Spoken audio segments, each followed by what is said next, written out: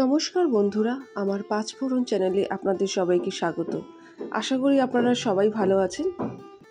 আজ আমি নিয়ে এসেছি একটা নতুন রেসিপি, কাঁঠালের দানা ভাজা। এটা আপনারা দুপুরবেলা গরম ভাতের পাতেও খেতে পারেন, কিংবা টুকটুক করে ঘুরতে ঘুরতে সারাদিন বাটিতে করে নিয়ে নিয়ে খেতে পারেন। বিকেলবেলাও বসে ছাদে কিংবা বারান্দায় পা দোলাতে দোলাতেও খেতে পারেন। খেতে খুব ভালো লাগে।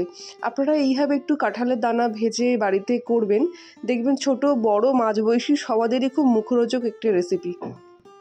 চলুন দেখে নেওয়া যাক খুব সহজেই কীভাবে কাঁঠালের দানা আমি ভাজা করছি। আমি অল্প পরিমাণ করে দেখাচ্ছি। আমি কিছু কাঁঠালের দানা আগে থেকেই শুকিয়ে রেখেছিলাম ছাদে, তো সেটা আমি নিয়ে নিলাম। সেটাকে আমি জাতির সাহায্যে কুচি কুচি করে নেব। আপনারা যদি কমফোর্টেবল হয় ছুরি কিংবা বটির সাহায্যে আপনারা সেটাতেই করতে পারেন, কিন্তু আমি জাতির সাহায্যে কুচি কুচি করে নিচ্ছি।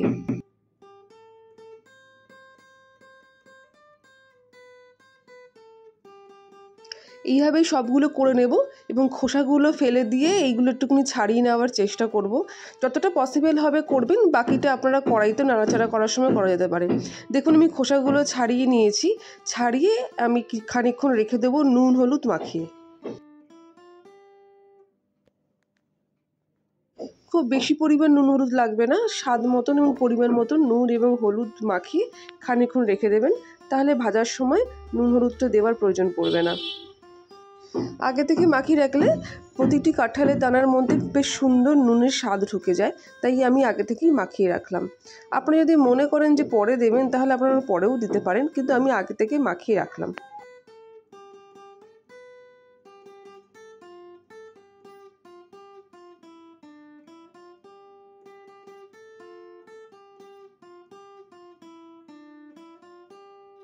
আপনারা অনেকেই অনেক রকমভাবে কাঁঠালের দানার রেসিপি খেয়ে থাকেন, চচ্চড়ি হোক ডাল হোক, কিন্তু এইভাবেও কাঁঠালের দানা আপনারা ভেজে দেখতে পারেন, খুব ভালো লাগে।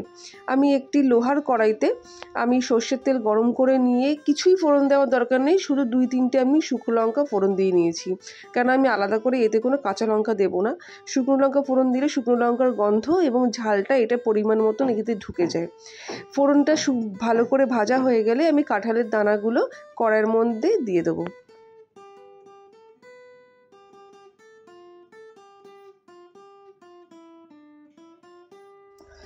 গ্যাসের ফ্লেম কিন্তু হাই রাখবেন না, গ্যাসের ফ্লেম মিডিয়াম রাখবেন। হাই রাখলে কিন্তু খুব চটজলদি পুড়ে উঠবে, কিন্তু কাঁঠালের দানাগুলো প্রপার কিন্তু ভাজা হবে না। তাই মিডিয়াম টু লো আছে রেখে একটু সময় লাগবে, মোটামুটি 20-25 মিনিট সময় লাগে এটা করতে। তো সেই সময়টা নিয়ে আপনাদের করতে হবে, তাহলে জিনিসটা খুব মচমচেও হয় খেতে এবং সুস্বাদুও হয়। আপনারা তাই একটু সময় নিয়ে এটা ভাজবেন, এবং এইটা ভাজার সময় কিন্তু খুন্তির সাহায্যে কাঁঠালের দানাগুলো ছাড়িয়ে দিতে পারেন, আর না হলে গোটাও রাখতে পারেন, কিন্তু ছাড়িয়ে দিলে প্রপার সবটার মধ্যে নুন হলুদ এবং ভাজাটা খুব ভালোভাবে ঢুকে যায়।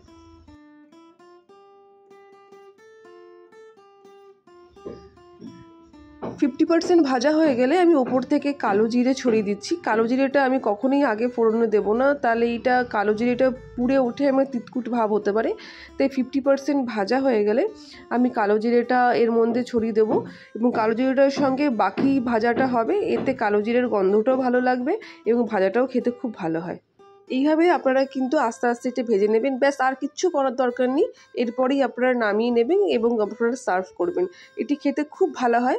কেমন হয় আপনাদের লাগলো এটা আপনারা অবশ্যই আমাকে কমেন্ট বক্সে জানাবেন। নতুন নতুন রেসিপি পেতে আমাকে সাবস্ক্রাইব করুন এবং অবশ্যই ভিডিওগুলো শেয়ার করুন। ধন্যবাদ।